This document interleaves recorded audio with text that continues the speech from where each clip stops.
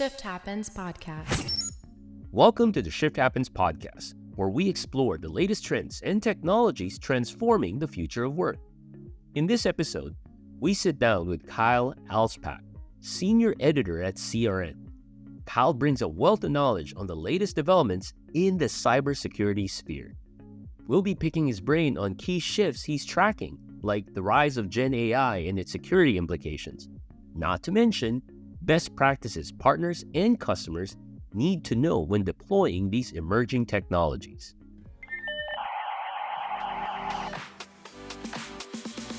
Shift Happens Podcast. Shift Happens Podcast.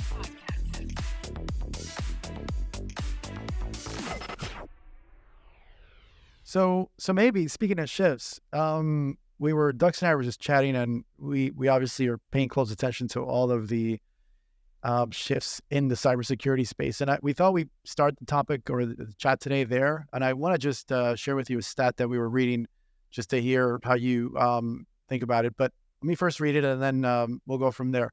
It's basically cybersecurity technologies spending through the channel grew about 12.7%.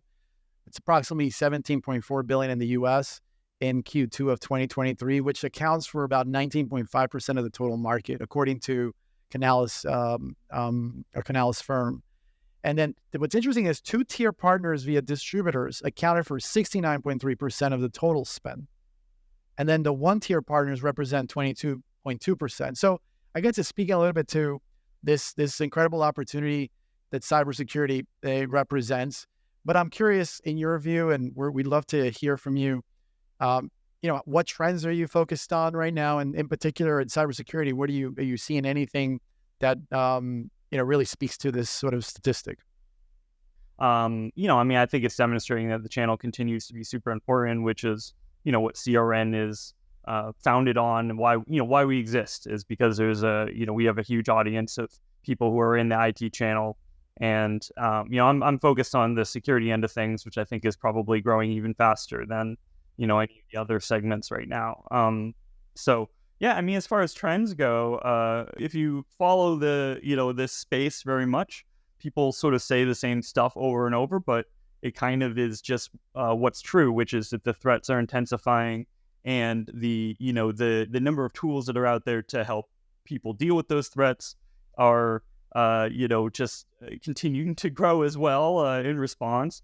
And so it's just an incredibly chaotic space. I think that, once you talk to some people who are doing security for a living, you start to understand why there is such a shortage of professionals, who want to do this, and why they're getting burnt out so quickly. So, I think that those are, the top level trends, but within that, there's quite a few other, directions we can go, and happy to talk about, a level down with, what kind of focusing.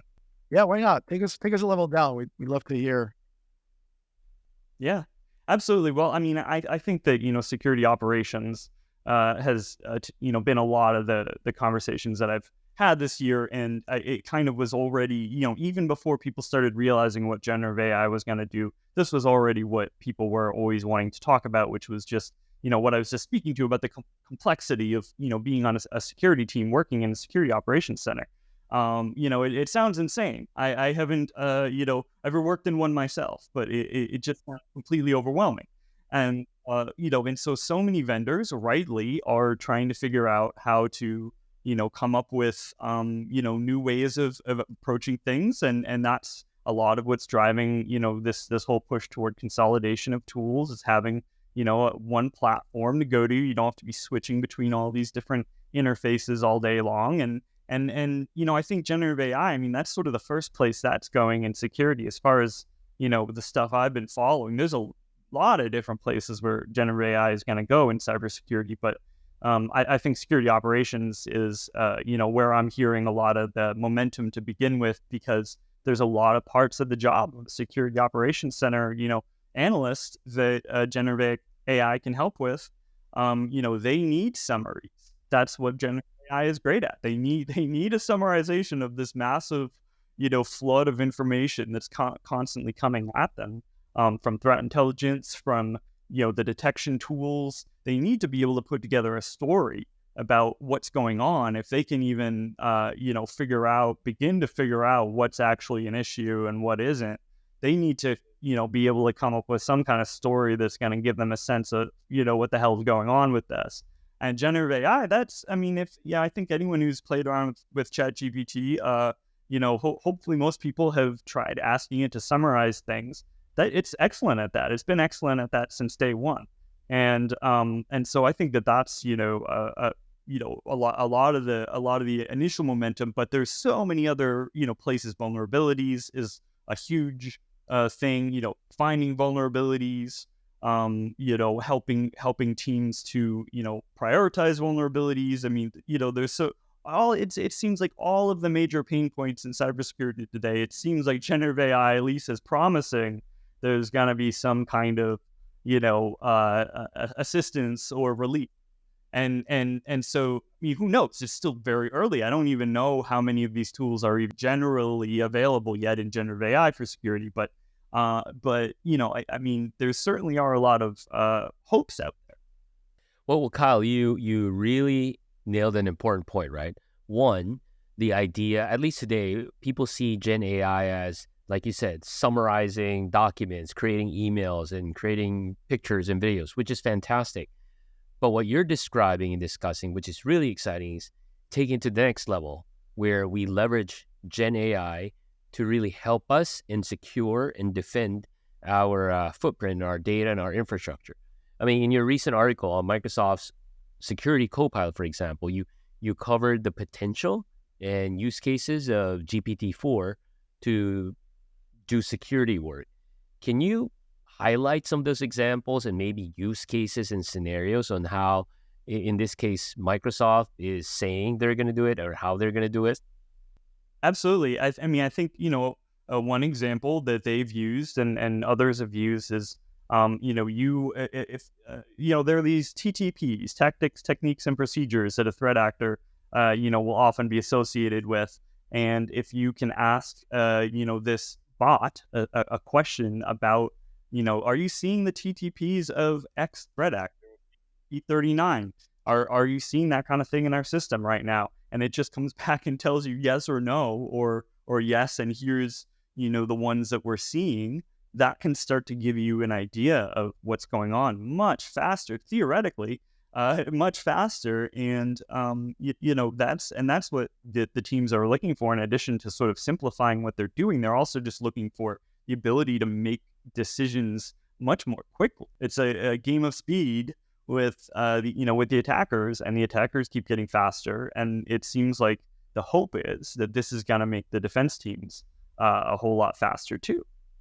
And I would imagine down the road, in addition to the ability to ask the bot or the AI itself will learn through time and be responsive, and in some ways make decisions on its own. Say, oh, I see this denial of service starting to happen. Maybe I want to start shutting down this port or something. That's a really interesting one, because I often ask people about sort of just, how autonomous could this actually become, or should this become? And it seems like there's a real variety of, views on that. Some people are pretty excited about that. Some people are more hesitant about that. It's definitely something that I think we're going to, learn a whole lot about, and, in the coming year or years is, can we really trust these things? Some people probably are going to, for whatever reason, are going to decide to give more autonomy over to the systems, and others will be a little more, reluctant to do that. But I think that's fascinating, because that really is the holy grail of the AI is, that, and everyone says there's still going to be things for people to do. So it's not it's not a laying off your entire staff of security analysts, but they certainly, a lot of them are having trouble filling these jobs. So I don't see immediately, maybe a security analyst would feel differently about it, but I don't immediately see a big concern about, giving a little bit more, making more decision-making autonomous. Well, let's bring it home a little bit, right? So we talk about broad implications and trends around cybersecurity, Gen AI. And if we look at organizations, right, if we bring it closer to the business. We bring it closer to the day-to-day work. What are you seeing as the main cybersecurity risks and threats that a lot of these digital workplace are experiencing, especially now with the massive adoption of the cloud? And based on these trends, any ideas or suggestions how they can be mitigated or prevented? I mean, I think that identity seems to be just a running theme, but it seems like, at least in terms of like every really major attack or something like that, it seems like there's always some kind of credentials component. And there's a bunch of different varieties of that. But I mean, if you just, if you look at the recent Okta breach, they're an identity provider and they were attacked using an identity-based attack. Like that's like the kind of thing that's going on out there. And it just seems like, that is just a huge thing. And with people, working from home and everything being, digital work, digitally oriented workforce, as you just mentioned, I think identity is, it's already a huge issue. And I think people were talking about it a lot more this year than they were the last year. And they're talking about it a lot more last year than the previous year. So it's like I see it keep growing and growing, but I mean, I think attackers are onto something here, unfortunately, that this is a major weak spot. And, so that, I mean, that's a huge thing that I think, because there isn't a great answer on it. There is no generative AI solution to that. Yeah, it's very true. Maybe shifting a little bit to best practices. Are you in some of the work you're doing and your coverage, are there any best practices you feel are starting to come around where organizations are thinking about what frameworks they should be using to evaluate Gen AI opportunities in their business? And then if we were, maybe thinking about this also from the vendor landscape, for partners to actually do more work with vendors that are providing technology, it'd be also good to hear if you're hearing anything, what kinds of best practices there might be for these considerations. I think that, a lot of them are looking at consolidation. And so that's, I think, rapidly, if they're not looking at that, then they probably, are a little behind, because, I think that there is an opportunity there. The whole industry seems pretty focused on it right now. It's kind of a complicated thing too, though, because they also want best of breed.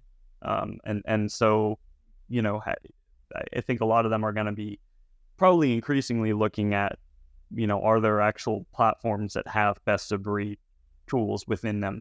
That's just going to keep growing. I mean, I certainly, it comes up in every conversation I have with everybody, and with a lot of partners too. It's not just the vendors that are pushing us. I think the partners are in the same. I mean, it's the same issue as the customers are having, where there's too many tools, which just creates too much complexity, which itself is a security vulnerability. So, so I think that that's a big one in terms of them evaluating Gen AI tools specifically. I mean, it's still sort of taking shape, but I think that, a lot of them, sort of like the immediate thing with this wasn't even about security. It was more about data loss prevention, and, the data doesn't. So I don't know if we're, if everyone's already all set with that. I doubt it. I think that's probably going to continue to be, an issue. But I think, that's certainly where everyone's minds went first, was just like, our IP is going to get dumped into an LLM, and, everyone's going to have access to it, which, I don't know. I mean, I know that there were cases of that, but so I think that that's certainly something that solution providers, like right off the bat, like that was part of their first conversation with their customers, was, about that issue. And then down the line, depending on the situation, they might be looking at, like, how can we actually, protect your organization overall from the types of threats that are out there, as opposed to just their own internal people, revealing their corporate, information. I mean, Kyle, this has been a top of mind conversation that Mario and I have been having with partners and customers around the world, is, the excitement around Gen AI, but the reality that it relies on a good and strong data foundation. Right? Because even if we think about Microsoft, where the LLM is very specific to the organization's tenant, but the idea is, number one, data should be good, but number two is only the right people should have access to that information, because Copilot, for example, will rely on the permission, the classification, the tag.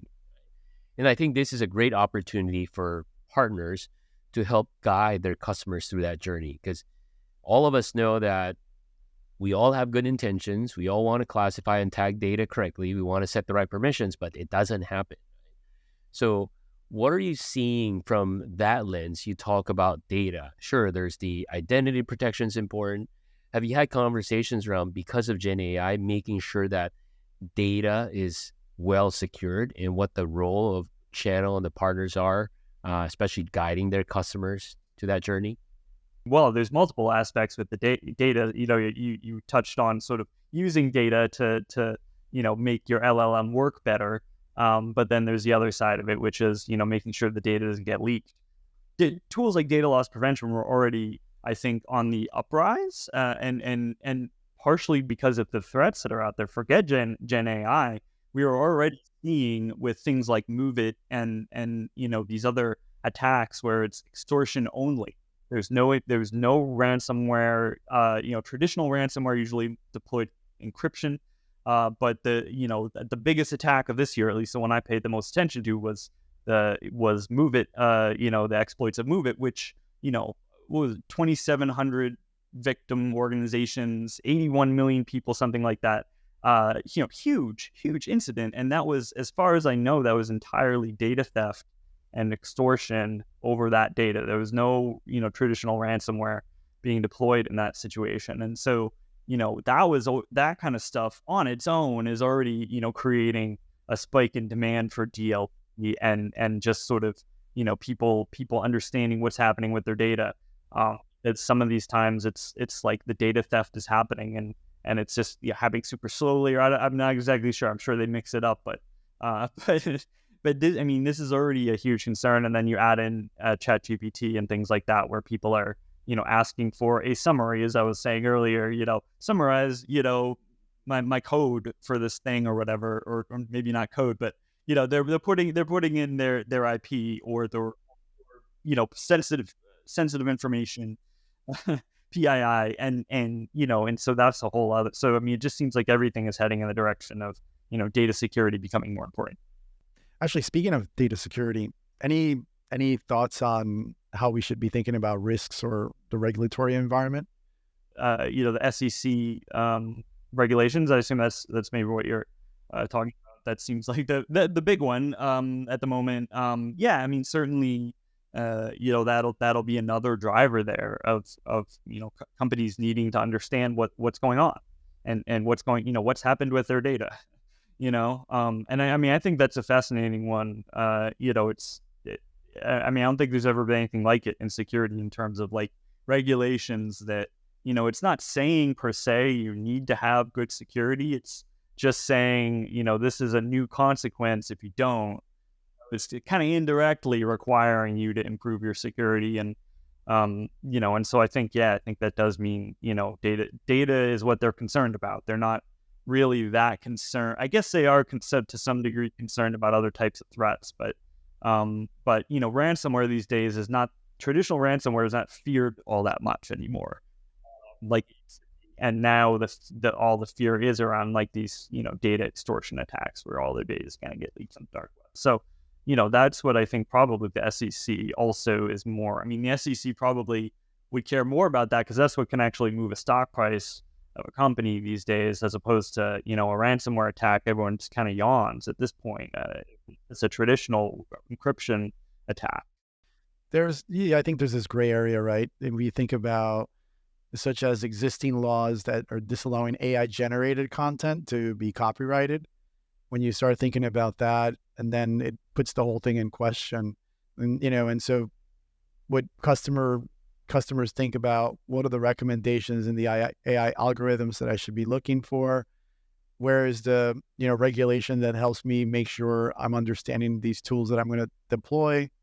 There's so many questions that are going to be asked. And are you as you're recovering and looking at this market, are you seeing that the channel, or at least partners, need to bolster up a lot of their subject matter expertise on regulatory environment? requirements, or how do you see, or do you see that a few are going to specialize in that and sort of partner with the others that are doing more of the operational component of putting Gen AI in place?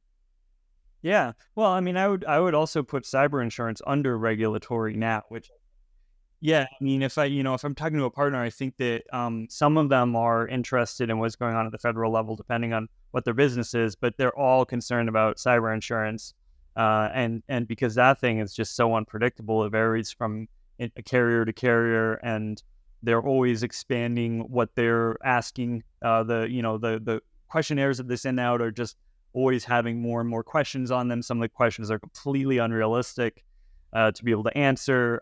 So I think that is definitely something where, probably more do need to get up to speed on that. But at the same time, it's a constantly increasing, expectation for them. It's never, it's always just, it's like everything else in security. It's like, it's always expanding in terms of what you're supposed to know about it. And I do get the impression that, especially some of these partners, they serve smaller businesses, which in the past did have to worry about cyber insurance, didn't have to worry about federal regulations, but now there even are federal regulations that have security implications for small businesses, depending on what industry they're in. If they're in financial services, they're now going to be subject to some federal regulations. Like you're a 10-person, accounting firm, you're going to be subject to federal, certain federal regulations now.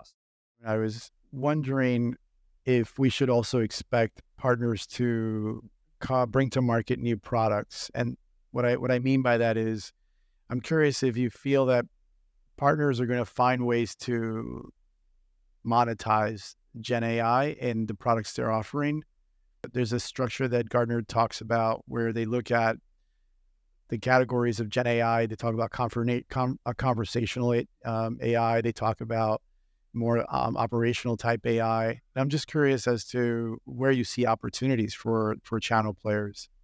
It's interesting. I haven't honestly talked to, too many people about that exactly. I think that they probably should be evaluating it if there is some kind of aspect of what they do where that would make sense. I hate to give an "it depends" answer, but I think everyone should be looking at it. Honestly, I think even I, like, the more I learn about it, the more I'm like, shoot, I should have been like looking at this more closely 6 months ago, and I'm trying to catch up. If you not to take a tangent, but like if you look at like ChatGPT Pro version, which I've been using, and you can program your own. I don't program is exactly the right word, but you can basically come up with your own, hyper personalized version of the GPTs they call them. That's one thing where the store isn't available yet, but anyone could potentially monetize that. And that's maybe itself not super significant to partners, but I think it's a sign of things to come. I think it's a sign that, there are exactly what you're saying, there are going to be opportunities to be, coming up with things, for some people, if this is their aptitude. And I think partners are really, really smart to be paying a lot of attention. The other aspect to it is just that, partners are, they're some of the people who get the most tired of the hype, right? And like, when there's, a trend that's a buzzy trend, like they're hearing about it more than probably anyone else because they hear from like hundreds of salespeople, like a day or a week or whatever it might be. And they're, and so I think the tendency maybe for some, I would think, would be that, Gen AI has like been hyped like beyond anything else we've, heard of or seen since like the beginning of the internet, probably, like, and so probably a lot of them are, a little sick of it already at this point, but I really hope that despite that, a lot of them would still, have curiosity about it and still be looking into what the potentials are. Cause I do think, just from my own looking into it, like, I don't think this is, the next overhyped thing that doesn't go anywhere. I do think this is like the next internet level shift. And I think a lot of people are just probably tuning it out. I even, when it first started, I was even personally just tuning it out. I think partly because I'm a writer and I didn't love some of the possible implications of it. And so for a while, I was just kind of like, no, I don't want to You, think you of close you close your ears and exactly. yeah. Well, Um, well, here's a question: did you go through that? Whether you have or you haven't yet, but I'm sure you heard a lot of folks were saying, "Oh, the replacement of jobs." And as a writer, how do you think about that? Do you think it's possible that at some point certain areas of the writing profession really change dramatically because of what Gen AI does? I suspect it's already happening for really commodity writing. Um, people who are maybe would be in like their first or second year of a writing job. I think probably it's already begun. It's at least probably meaning that there's fewer getting hired. I'm not basing that on anything other than my gut sense about it. But just from using the tool and seeing what it can do, I mean, I think some can write better than a first year out of college writer. I mean, I wasn't. I'm thinking of myself, my first year out of college, when I say that. As far as like once we get to the higher level stuff, um, that I mean, it makes me a little nervous, but it also, um, you know, I mean, I think that the thing that's been coming to mind for me is just that I think that people who are currently writers who are not looking for their first job, people who are currently writers, it's probably going to end up being more helpful than it is not helpful. It'll I mean it's automation. It's just the next automation tool. When people got word processing applications, that made them faster and more productive. So I don't see it as being super different from that, but I mean, we'll see. But I mean, it does. I think like the concern for me is just that like if there aren't entry level jobs because of ChatGPT, then like where are the next generation of writers going? I mean, it's similar to all the innovations we've had, right? So you can argue that same thing with, automobiles, typewriters, computers. So we're just going through that transformation, but we as professionals, we have to transform as well. It could be true for developers. It could be true for artists, and it can make music now, right? It could be anything. It's to stay on message and on brand. It's a shift, right? It's really moving us in a direction where we're just doing things more efficiently. And if we have more efficiency in our day and in our collaboration, then we have the potential to probably tackle bigger problems. And hopefully we all stay in the spirit of that as we kind of explore this new, incredible revolution we're going through. Eddie, what I wanted to ask you next is, what are you, anything you're watching, things that are going to be trending for 24 that you think really we're a few weeks away from 24 from the new year? In your world, what are the things that are grabbing your attention now? I mean, I'm certainly interested to see what's actually going to happen in terms of people releasing some, not to keep talking about generative AI, but people, I mean, the vendors are going to be releasing these things next year. This was the year where everyone kind of, said what they think they can do. And next year we're going to see what they actually can do. And so certainly watching that very closely. I mean, I think we haven't talked about cloud too much, but I think that, just what's been happening with cloud security is pretty fascinating and something that I think is, shifting quite a lot. I mean, the whole, consolidation of tools on a CNAP, as it's called, I think that was a huge thing in 2023 that, I'm interested to see what the results of that are going to be next year. So Kyle, it's been an awesome conversation. We can keep going. And before we wrap up, right, in the spirit of this conversation around a shift happening, if there's 2 things or 3 things you can leave with to our listeners, especially if they're channel partners, what are those advice that you can offer to make the shift happen, be it in their business, in the work they have with their customers, in light of the conversation around cybersecurity, Gen AI?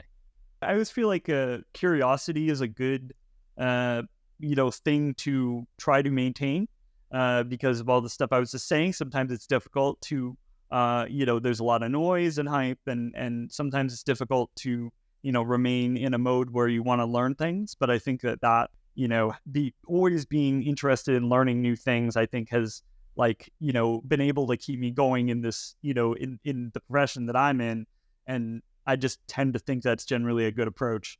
But with, Gen AI and security specifically, I think that, I think that the more that they can, be looking not just at what it's going to do in the near term, but also, extrapolating out a little bit, having conversations with people about like, well, what else could it, potentially be doing down the line? I think that's probably valuable too, just because these things are happening really fast, and things might seem like in a normal timetable that would be 5 or 10 years off. It might not take that long, because generative AI, I mean, that's like the funny thing about ChatGPT is like you can talk to ChatGPT about how to use ChatGPT better, and it will tell you. And it just sort of, it just kind of like feeds into itself. And I feel like that's kind of Gen AI overall. Like that's the story here, is that it's just moving so incredibly quickly. And so, I've been doing some writing about that topic of like extrapolating out with where is it going to go in security? And, one of the big potentials we didn't really talk about, but just like finding 0-day vulnerabilities, like the things that like nobody's ever been able to automate that because they're 0-day, like they're unknown. You can find something that's known, but you can't find something that's unknown because it's unknown. You have to know how to think like a person in order to be able to do that. And so I think that's just one example that I would give as far as like where this is going next in the future, that could be really relevant to all of this partners out there that are, very focused on issues like vulnerabilities that they're trying to help. Well, Kyle, thank you so much. It's been an awesome conversation, and I'm pretty sure our listeners and guests gained a lot out of it. And hopefully we look forward to having you back in another episode in the future. Great. Thank you so much. This was really fun. Thank you, Kyle. Appreciate your time. Shift Happens Podcast. Thanks for listening. The key takeaway from today's episode is that change brings both risk and opportunities. Partners must maintain keen awareness, guide customers with long-term strategic advice, and continually expand their own knowledge and capabilities. Mastering these imperatives will allow channel players to skillfully ride the waves ahead and capitalize on shifts rather than being capsized by them. There's no smooth sailing guaranteed, but the horizon holds as much promise as peril for those who prepared. If you liked today's episode, subscribe and leave a review wherever you listen to podcasts. See you next time. Shift Happens Podcast. Shift Happens Podcast.